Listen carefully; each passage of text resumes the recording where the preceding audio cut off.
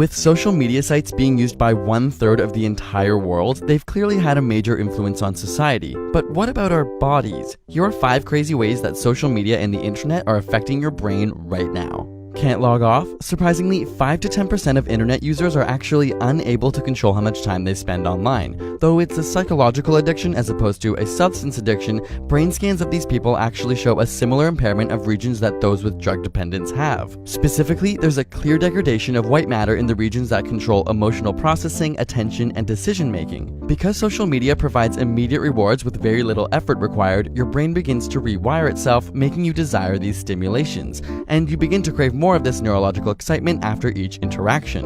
Sounds a little like a drug, right? We also see a shift when looking at multitasking. You might think that those who use social media or constantly switch between work and websites are better at multitasking, but studies have found that when comparing heavy media users to others, they perform much worse during task switching tests. Increased multitasking online reduces your brain's ability to filter out interferences and can even make it harder for your brain to commit information to memory. Like when your phone buzzes in the middle of productive work.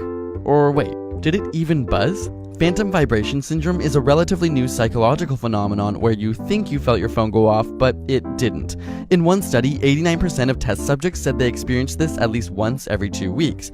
It would seem that our brains now perceive an itch as an actual vibration from our phone. As crazy as it seems, technology has begun to rewire our nervous system, and our brains are being triggered in a way they never have before in history. Social media also triggers a release of dopamine, the feel-good chemical. Using MRI scans, scientists found that the reward centers in people's brains are much more active when they're talking about their own views as opposed to listening to others. Not so surprising, we all love talking about ourselves, right? But it turns out that while 30 to 40% of face-to-face conversations involve communicating our own experiences, around 80% of social media communication is self-involved. The same part of your brain related to orgasms, motivation, and love are stimulated by your social media use, and even more so when you know you have an audience. Our body is physiologically rewarding us for talking about ourselves online. But it's not all so self-involved. In fact, studies on relationships have found that partners tend to like each other more if they meet for the first time online rather than with a face-to-face interaction. Whether it's because people are more anonymous or perhaps more clear about their future goals, there's a statistical increase in successful partnerships that started online. So while the internet has changed our verbal communication with increased physical separation, perhaps the ones that matter the most end up even closer. Speaking of social media, we had you ask us questions on Twitter, Instagram, Facebook, Tumblr, Google+, and every other social platform we could find, and did a Q&A video over on ASAP Thought. So if you feel like getting some insider info on ASAP Science and behind the scenes, check it out with the link in the description.